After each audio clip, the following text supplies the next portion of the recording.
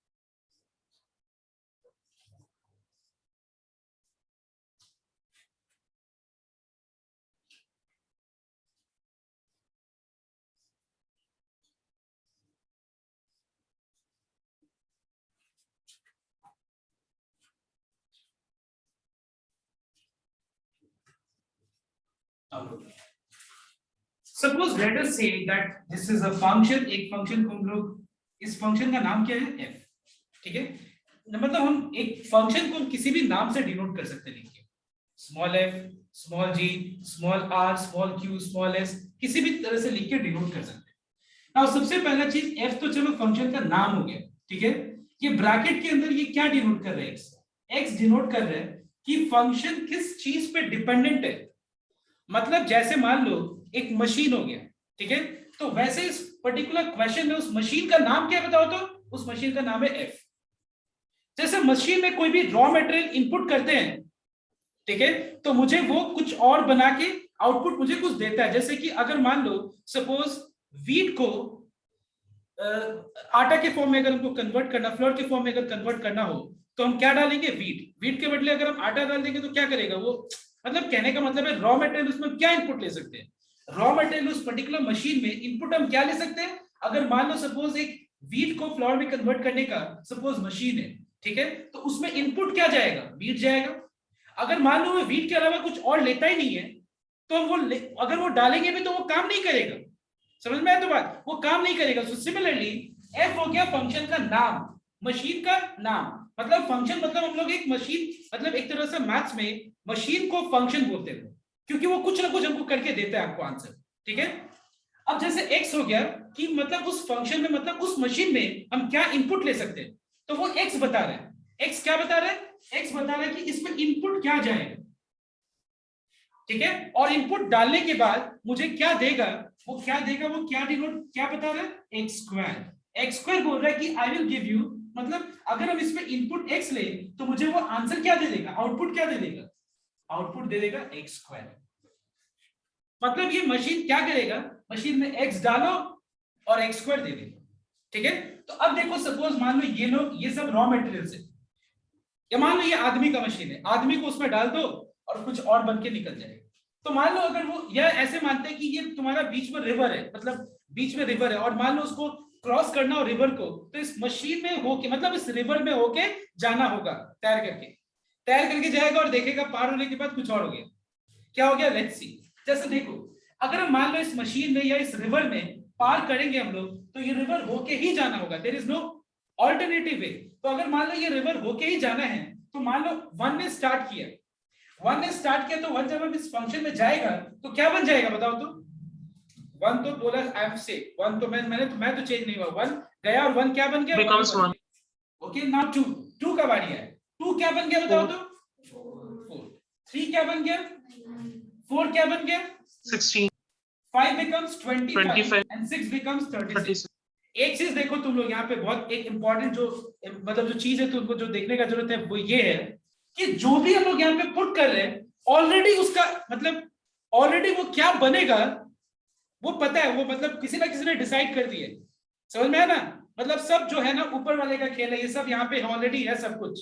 कहने का मतलब है इस तरह से हम बोल सकते हैं उन लोग का जो जो क्या होगा उनकी किस्मत में वो पता है, तो किस्मत को नहीं टाल सकते। मतलब 1 गया तो उसमें किस्मत उसका क्या था कि वो 1 का 1 ही रह गया, 2 गया और क्या बन गया 4, 3 गया तो क्या बन गया 9। मतलब अगर देखें तो इस लैंग्वेज में अगर हम देखें तो 1 का इमेज क्या बना बताओ तो, what is the image of 1 when pass through this function? 1. What is the image of 2 when pass through this function? 4. What is the image of 3 when pass through this 9. function? तो एक चीज note करो, इस function में जो भी हम लोग वैल्यू पुट करके और वो बदल जा रहा है, उस बदले हुए वैल्यू को इमेज बोलते हैं इसका, लेफ्ट वाले का। और ऑलरेडी वहां पे वो प्रेजेंट होना चाहिए, प्रेजेंट ना हो मतलब वो नहीं हो सकता इस तरह का, क्योंकि सबका जो है, सबका हम लोग को किस्मत पता है, सबसे पहले लिखा हुआ है किस्मत, यहाँ पे ये किस्मत है उसका, सब समझ में, ये सारे वैल्यूज का किस्मत है ये। मतलब यहाँ पे वो चीज नहीं हो सकता है, मतलब सब ऑलरेडी एग्जिस्ट कर रहे हैं। मतलब अगर मान लो यहाँ पे इस तरह का चीज है 7 का स्क्वायर क्या हो गया 49, यहाँ बिलोंग कर रहा है नहीं, मतलब ये एलियन नहीं, यहाँ पे नहीं है, ये इस तरह का चीज नहीं बिलोंग कर सकता है, इस तरह का चीज यहाँ पे बिलोंग नहीं कर सकता है। फंक्शन होने के लिए मशीन में डालने में डालोगे और जो क्या आएगा वो वहां पे होना चाहिए, ये राइट साइड में होना चाहिए, वो चीज ऑलरेडी डिफाइंड होना चाहिए वहां पे। क्या मैंने टर्म यूज किया, ऑलरेडी डिफाइंड होना चाहिए, समझ में आया मेरे बात? और यहाँ पे जो भी हम डाल रहे हैं वो डिफाइंड होना चाहिए। डिफाइंड मतलब यहाँ पे एग्जिस्ट करना चाहिए। 7 डिफाइंड है बताओ तो इस फंक्शन के लिए? नहीं, क्यों? क्योंकि 7 का, ठीक है 7 का स्क्वायर 49 आ रहा है, तुम बोलोगे सर आपने 49 को अनडिफाइंड कैसे बोल दिया? मतलब अनडिफाइंड नहीं है, लेकिन इस पर्टिकुलर स्ट्रक्चर के हिसाब से 7 को पुट करने के बाद यहाँ पे 49 कहीं भी बिलोंग कर रहा है बताओ तो? नहीं, तो इसीलिए हम 7 को हम मतलब 7 को ले ही नहीं सकते, और 7 या दिख भी नहीं रहे, जबरदस्ती लगा दो तो वो होगा नहीं, 7 या दिख भी नहीं रहे, और जबरदस्ती लगाओ भी तो मेरा गलती है ये। क्यों? क्योंकि ये फंक्शन के लिए ऐसा हो ही नहीं सकता है। फंक्शन के लिए हर एक एलिमेंट जो लेफ्ट हैंड साइड में है उसका इमेज होना ही चाहिए। मतलब यहाँ पे हम लोग ने एक चीज देखा कि 1 का मतलब कहने का मतलब अगर हम इस पूरे एलिमेंट्स जो भी हम फंक्शन में इनपुट ले रहे हैं, मतलब जो इस मशीन में जा रहा है, इनपुट समझते हो ना तुम लोग, जो हम मशीन में डाल रहे हैं, इसको फेंक दिया मशीन में, क्या बन गया 1। तो जो हम डाल रहे हैं उस जिस सेट से हम डाल रहे हैं चीज, इस सेट को बोलते हैं डोमेन सेट बोलते हैं। समझ में आया तो बात? इस सेट को क्या बोलते हैं हम लोग? Domain set. So what is domain set? Domain set is set of all those values which can be taken as input to the function and which gives us defined value, which gives us defined answer, मतलब उसका value exist करना चाहिए। सबसे best है इस तरह से हम लोग देखें, जिसका वैल्यू एग्जिस्ट करना चाहिए। मतलब यहाँ पे हर एक नंबर्स का इमेज एग्जिस्ट कर रहा है, मतलब फॉर्म कर रहे हैं कि नहीं कर रहे हैं बताओ एक बार? यहाँ पे हर एक नंबर्स का इस सेट से इस फंक्शन के लिए इमेज फॉर्म कर रहे हैं कि नहीं कर रहे? सो दैट्स व्हाई ये हम लोग एक चीज फंक्शन में हम लोग सबसे जो बढ़िया, जो सबसे पहला जो इंपॉर्टेंट चीज जो हम लोग देख रहे हैं कि every element, see every element, point number 1 जो ऑब्जर्वेशन आया, ये पहला ऑब्जर्वेशन ये आया कि every element has its image in set B, है कि नहीं? सेट बी में उसका मतलब एवरी एलिमेंट, ठीक है ना, has its image in which set? Set B. और सेट बी का नाम होता है, इसको कहते हैं हम लोग कोडोमेन सेट। कोडोमेन सेट का मतलब क्या होता है? वो सेट जिस पे इस पर्टिकुलर फंक्शन, जो डोमेन सेट का जो वैल्यूज है उसका इमेज एग्जिस्ट करेगा, मतलब इस फंक्शन का जो भी इमेज एग्जिस्ट करेगा वो जो सेट है उसको क्या बोलते हैं हम लोग? Codomain set. समझ में आया तो बात? मतलब every element has its image in set B, याद रखना ये चीज। सेट बी को क्या कहते हैं हम लोग? Codomain set. मतलब कोडोमेन सेट का मतलब क्या होता है? वो सेट जिसपे हमारा इमेज एग्जिस्ट करेगा, वो सेट जहां पे जिसपे इमेज एग्जिस्ट करेगा वो वाले सेट को क्या कहते हैं हम लोग? Codomain set. और डोमेन सेट का हर एक एलिमेंट का, every element in domain set, यहां पे एक और चीज ऐड कर देना, इन ए इज डोमेन सेट, ठीक है, हैज इट्स इमेज। मतलब हर एक एलिमेंट का होना चाहिए, एवरी, मतलब अगर यहाँ पे 7 है तो ये फंक्शन नहीं है, क्योंकि 7 का यहाँ इमेज एग्जिस्ट नहीं कर रहा, ठीक है। नंबर 2, अब देखो एक और चीज, यहाँ पे सबसे इंपॉर्टेंट चीज क्या हम लोग एक और चीज देखेंगे कि हर एक एलिमेंट का कैसा इमेज है पता है? यूनिक इमेज है, यूनिक इमेज है। एक बात बताओ तो, अच्छा ऐसा हो रहा है कि 1 जा रहा है, अभी आज 1 बन जा रहा है, कल जाएगा 1 तो ये बन जाएगा 36, कल परसों अगर 1 इसमें डालेंगे हम लोग, मतलब आज अगर हम मतलब ऐसा थोड़ी ना हो सकता है। आज अगर मान लो 1 kg वीट डालेंगे मशीन में तो 2 kg वीट दे देगा, कल 5 kg दे देगा, जादू होगा, दिल्ली चमत्कार होगा। हम लोग चमत्कार वाले चैप्टर नहीं कर रहे हैं। फंक्शन चैप्टर का नाम क्या है? फंक्शंस। फंक्शंस में जो भी हम डालेंगे इनपुट, आज डाले, कल डाले, परसों डालो, उसका जो आउटपुट है वो क्या होगा? आज भी उतना ही होगा, कल भी उतना ही होगा, चेंज नहीं होगा।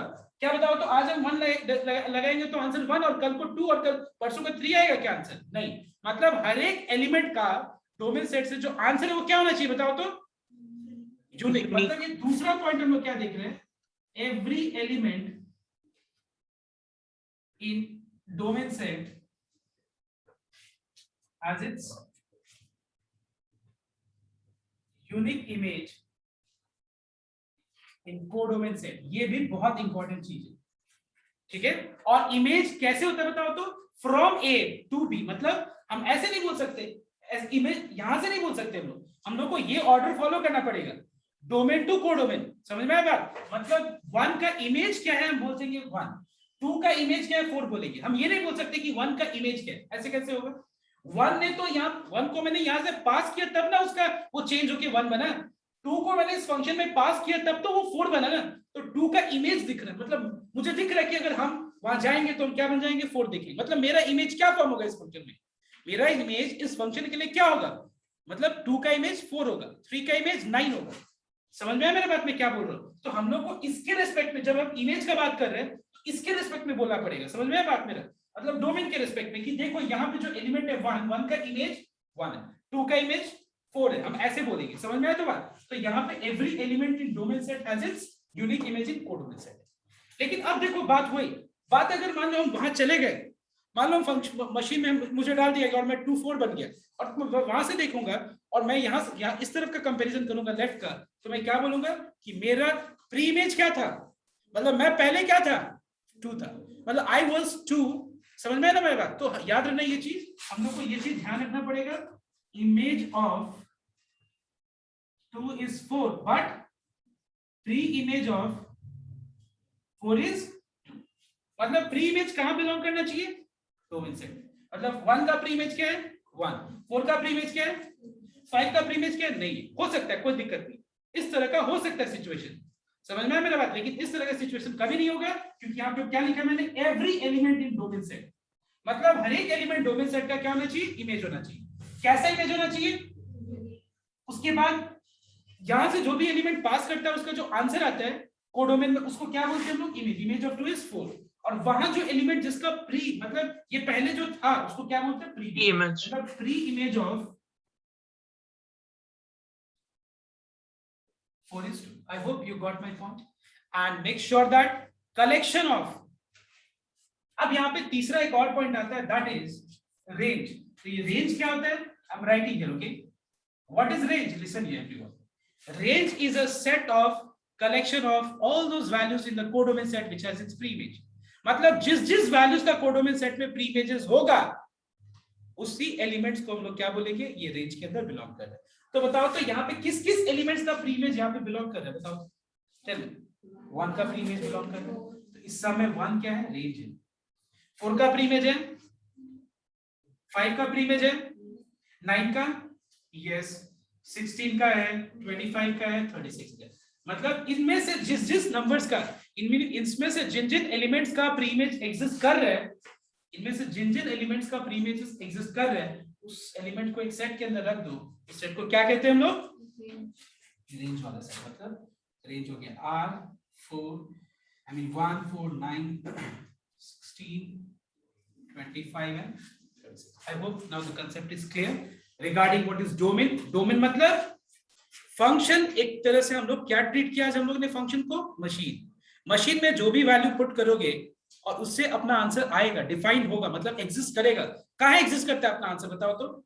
जहां पे एग्जिस्ट करता है उस सेट का नाम क्या होता है? What is that particular set termed as? Codomain. Correct. मतलब अगर डोमेन का जो भी हम वैल्यूज पुट करें तो उसका वैल्यू एग्जिस्ट करना चाहिए।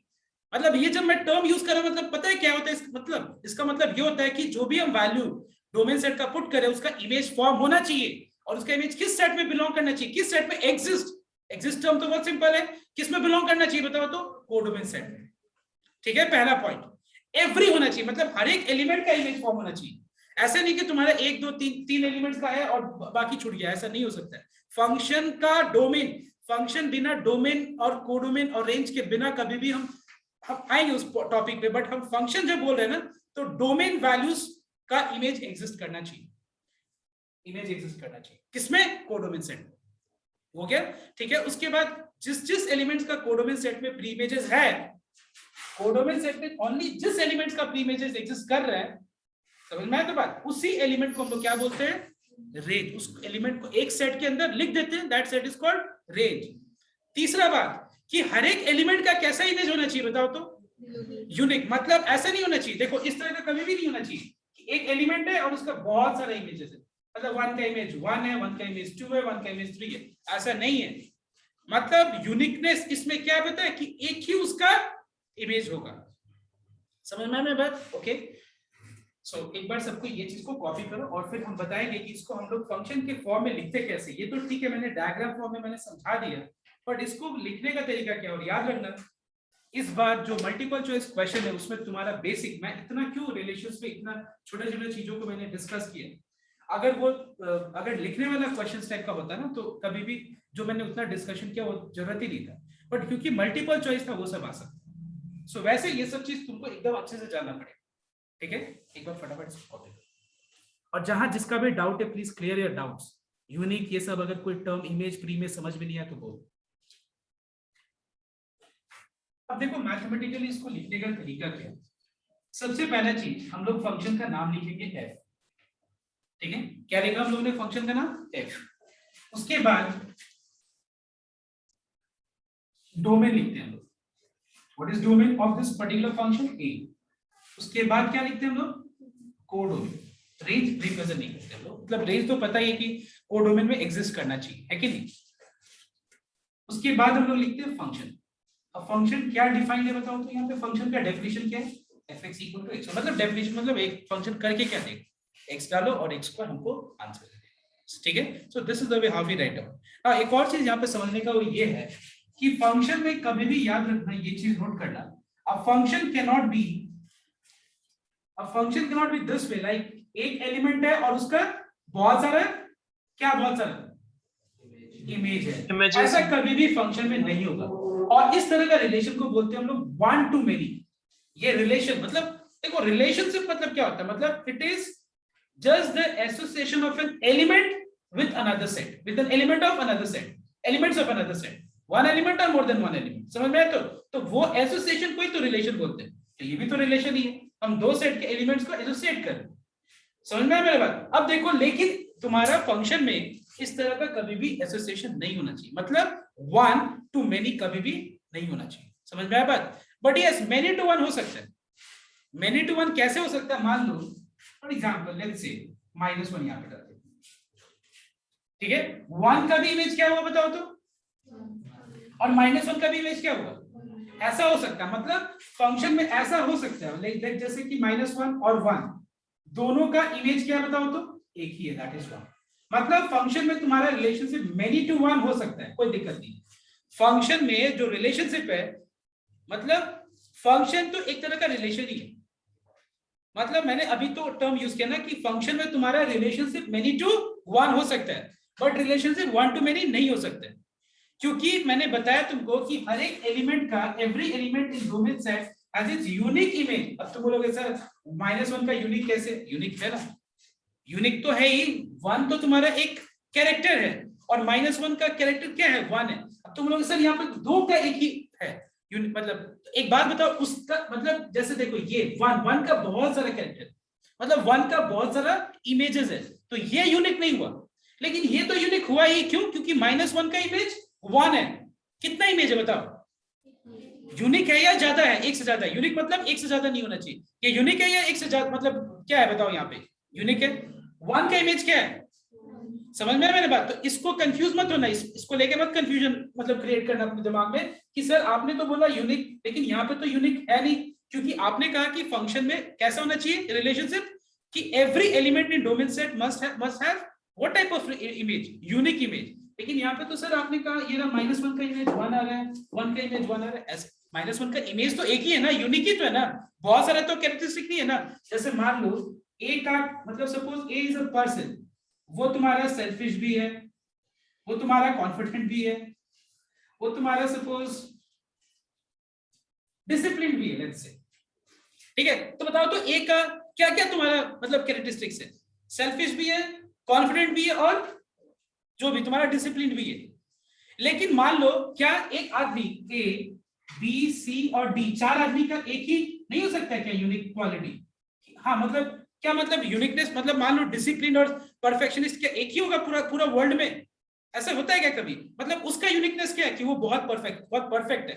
परफेक्ट मतलब जो भी सेंस में तुम ले सकते हो, राइट? मतलब वो क्या बहुत कॉन्फिडेंट है।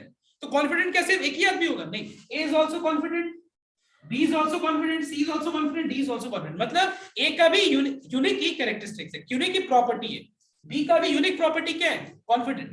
C का भी यूनिक प्रॉपर्टी क्या है? वो भी कॉन्फिडेंट है। D का भी यूनिक प्रॉपर्टी क्या है? वो भी कॉन्फिडेंट है। लेकिन ऐसा नहीं बोल सकते A is selfish, A is confident, मतलब ऐसा हम बोल सकते हैं, ऐसा तो होता ही है लोग। लेकिन A is I mean disciplined also, लेकिन ये तुम्हारा इस तरह का रिलेशन में फंक्शन नहीं कहलाता है।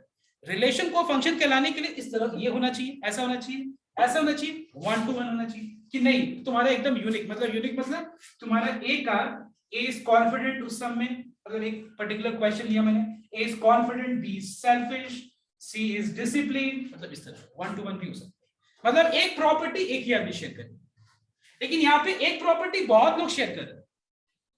तो ये रिलेशन कैसे है बताओ तो? मेनी टू वन रिलेशन है। समझ में मेरी बात? अभी हम इसको एरो डायग्राम से समझाएंगे, बट फिलहाल तुम लोग ऐसे तुम लोग बना लो, this is 1 1,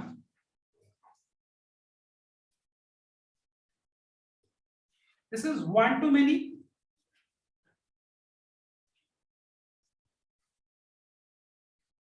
and this is many to one, out of which this is a relation, but this is not a function. All three are relation, all three are relation, but which relation is not a function?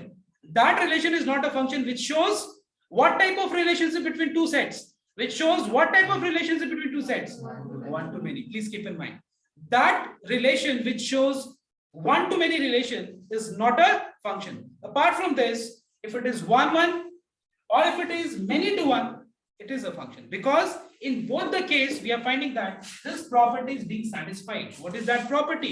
Every element has its unique only, unique मतलब एक ही होगा, एक element का एक ही property. I hope you got my point everyone. अभी हम लोग ये चीज को एरो डायग्राम से देखेंगे तो और अच्छे से समझ में आ जाएगा ये वाला चीज।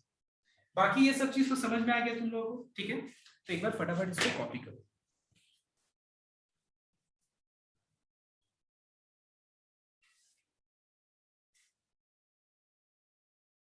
तो मैं 4 एरो डायग्राम बना रहा हूं, तुम लोग मुझे बताना कौन सा एरो डायग्राम मतलब कौन सा रिलेशन, मतलब मैं रिलेशन को मैं पिक्टोरियली रिप्रेजेंट कर रहा हूं, पिक्टोरियल रिप्रेजेंटेशन एरो रिलेशन का पिक्टोरियल रिप्रेजेंटेशन को हम लोग एरो डायग्राम बोलते हैं। तुम लोग बताना कौन सा रिलेशन फंक्शन है कौन सा नहीं, ठीक है? देखो मैं पहले एक बार कंप्लीट कर, पहले मत बोलो।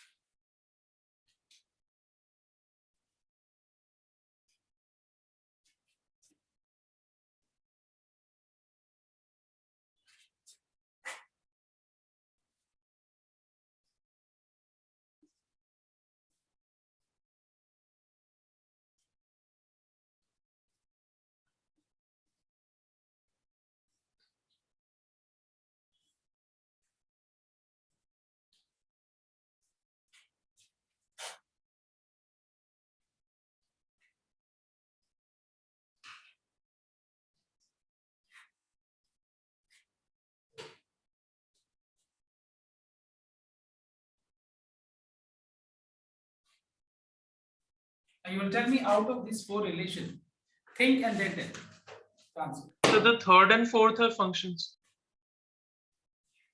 देखो जरूरी नहीं है कि कोई एक आदमी बोले वो राइट ही होगा, ठीक है?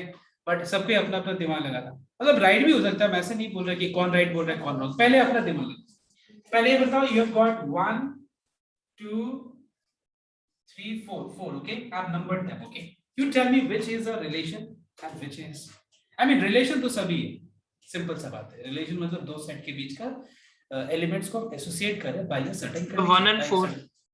So 1 and 4 is not a function. 1 and 4 is a function. Okay, but tell me why 2 and 3 is not a function? So 2 is not a function because every image does not, every image is not present for every image. So like every element is, in the domain set has, I mean does not have an image in the codomain. Image, yeah, exactly. मतलब क्योंकि e का image है बताओ तो codomain में नहीं, मतलब ये फंक्शन नहीं है. इसका रीजन ये था, ठीक है, मतलब जो मैंने बताया कि e का इमेज नहीं. अब बताओ ये फंक्शन है. So unique image is not present. Why? Because it is one. You can simply write, yes, you are correct, Shubham, but you can simply write as it is. It shows one to many relationship, and it is not a function. This is a function because it is many to one, and every element has its. This is one to one relation, so it's a function, and also every element has its image. So I hope it is clear. This is many to one relation. This is one to one relation. Okay, this is one to many, and hence it is not a function. I hope it is clear to everyone now. Now let's move on to the topic. Types of relations. पहले एक बार ये चीज को देख लो एक बार तुम लोग. I don't think ये कॉपी करना पड़ेगा. So let me start with the topic that is domain and range. Before that, let me start with how to find out domain of a function. कैसे एक फंक्शन का हम लोग domain निकाल सकते हैं? Let's start with it.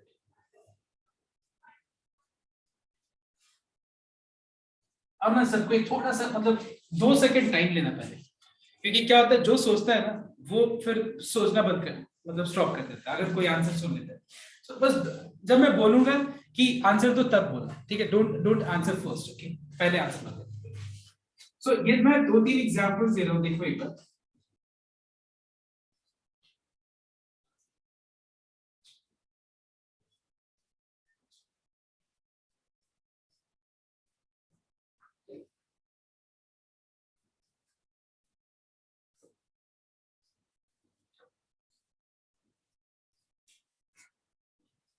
Okay, no doubt. सबसे पहले चीज मैं ये बताऊं, डोमेन का मतलब वापस एक बार मैं रिपीट कर रहा हूं. See, domain of a function means all those values of x which can be taken as input to the function and whose image what? Tell me. Image is present in the codomain. Absolutely correct. Whose image exists. Exist का मतलब ही समझ जाओ कि वो कहाँ exist करना चाहिए. अगर किसी भी फंक्शन का कोडोमेन मेंशन नहीं है, it is assumed to be real. REL real, originally real मतलब मैथमेटिक्स का रियल नंबर्स. क्लियर? रियल मतलब एग्जिस्ट, मतलब अगर मैं बोलूं कि ये फंक्शन का वैल्यू एग्जिस्ट कर रहा है, मतलब ये हुआ कि वो वैल्यू पुट करने के बाद जो आंसर आएगा वो क्या बताओ तो वो रियल है. It is a real number, set of real. अब एग्जिस्ट का मतलब मैंने तुमको बहुत ही मतलब कन्फाइंड मतलब एक सेट का एग्जांपल एक मैंने तुमको बताया था. I just took few examples. It was very confined to, I mean, it was very limited to few elements. देखो समझाने के लिए मैंने बताया था कि देखो ये कोडोमेन में तुम्हारा इमेज एग्जिस्ट करना चाहिए. लेकिन अगर हम ये ना देखें, ये सब कुछ नाम अगर मेंशन करें, कोडोमेन अगर हम मेंशन ना करें, मतलब उसको हम लोग क्या मानेंगे? Real numbers. और रियल नंबर्स का मतलब क्या होता है वो भी समझना बहुत जरूरी है. Any number which can be expressed in the form a by b for b not equal to 0, ये रियल हुआ. और दूसरा नंबर तुम्हारा जो भी अगर स्क्वायर रूट के अंदर है, बिकॉज तुम्हारे सिलेबस में बहुत लिमिटेड है, मतलब ऐसा नहीं है मतलब कुछ भी ट्रिग्नोमेट्रिक मतलब ऐसा कुछ भी नहीं, मतलब लेकिन जितना भी होगा हम लोग ये दो चीज को समझने के बाद हो जाएगा समझ. मतलब रियल का मतलब a by b for b not equal to 0, और या तो अगर स्क्वायर रूट के अंदर होगा The inside square root should be positive. Positive और 0 इज ओके. 0 चलेगा, पॉजिटिव चलेगा, बट नेगेटिव नहीं चलेगा. व्हाई? बिकॉज स्क्वायर रूट के अंदर नेगेटिव नंबर को क्या कहते हैं हम लोग? That is called imaginary quantity. मतलब imaginary quantity तो एकदम अलग ही ब्रांच हुआ नंबर सिस्टम का, अलग. मतलब real numbers, imaginary numbers. Top पे क्या आता है? Complex numbers. ठीक है? तो इमेजिनरी नंबर नहीं होना चाहिए, क्योंकि अगर कोडोमेन मेंशन नहीं है मतलब कोडोमेन क्या होगा? Real numbers. मतलब अगर हम बोले एग्जिस्ट करेगा तो दो चीज होना चाहिए. बताओ तो क्या? a by b for b not equal to 0 होना चाहिए, या स्क्वायर रूट के अंदर क्या होना चाहिए? पॉजिटिव या फिर 0। क्लियर? अब स्टार्ट करते हैं इससे, ये नंबर 1 से। प्लीज टेक टाइम, पहले सुनना पहले ध्यान से।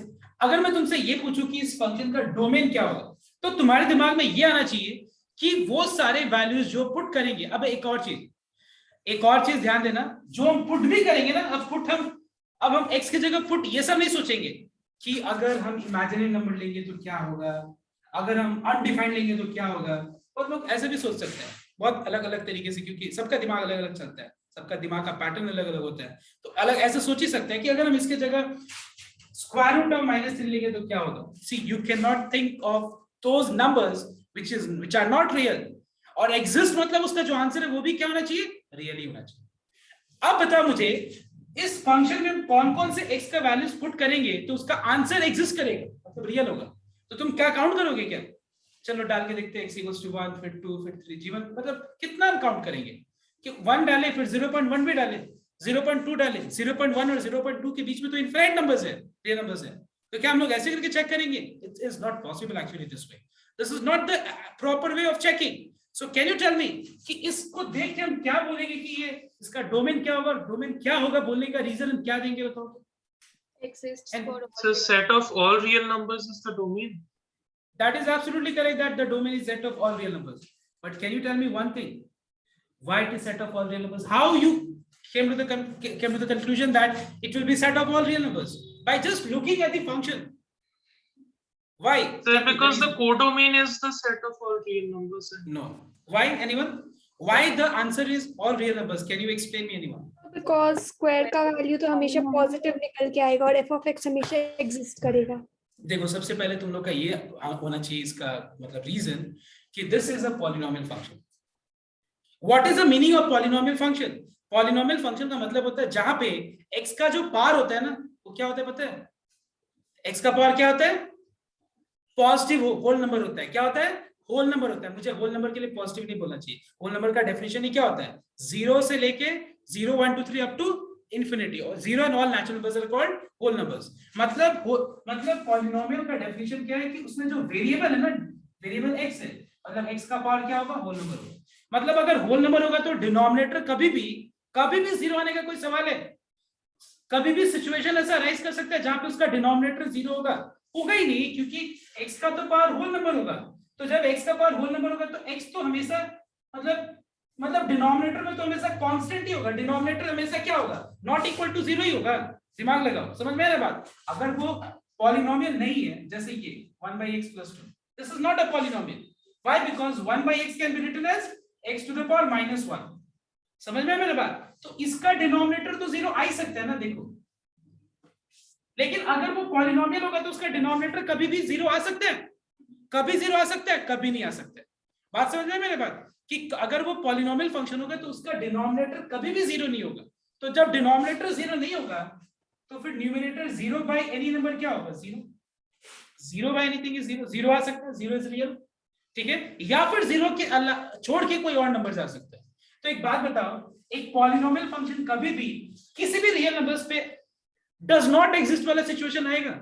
नहीं। तो हम इसका रीजन क्या देंगे? It being a polynomial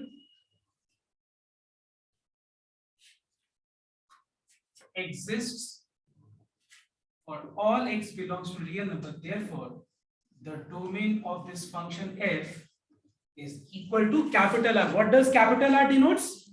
Set of real numbers. इसका डोमेन क्या है? Real number. मतलब हम इस फंक्शन में कोई भी रियल नंबर हम डाल सकते, मतलब पुट कर सकते, तो उसका इमेज एग्जिस्ट करेगा। अब तुम सोच रहे होगे सर एग्जिस्ट कहां पे करेगा? कुछ नहीं दिया मतलब तुम्हारा कोडोमेन क्या है? समझ में आया मेरे बात? Okay, now tell me question number 2 में इसका डोमेन क्या होगा? Real numbers. Again it is a polynomial function. Now let me hear from you all, what is the domain of number 3? The real except They're all real numbers except x equal to 0. Yes, all real numbers except x X equal to 0. because there is only one point at which its denominator will be equal to 0. There will be only one point at which denominator will be 0. At that point when x is equal to 0. जब जिस point पे ये 0 होगा उसी point पे, अब एक ही तो बात है, हम जो पॉइंट कर रहे हैं वो तो डिनोमिनेटर ही है। तो डिनोमिनेटर 0 कब होगा? जब इसका x का वैल्यू 0 होगा। तो फिर इसका डोमेन क्या हो जाएगा? All real numbers accept 0। इसका डोमेन क्या होगा?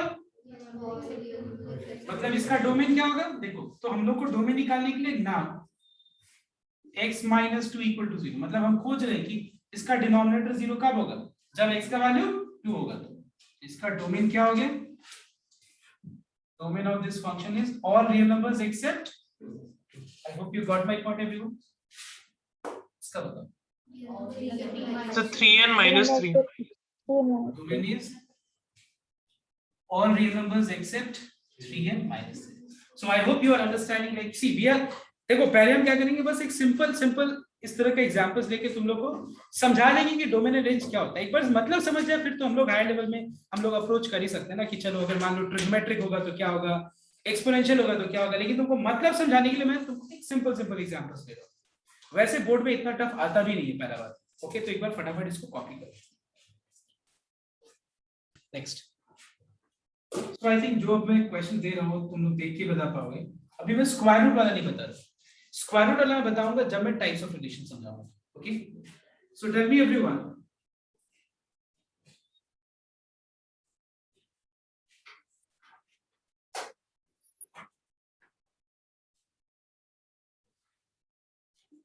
Find out the domain of this function. देख के बता दो।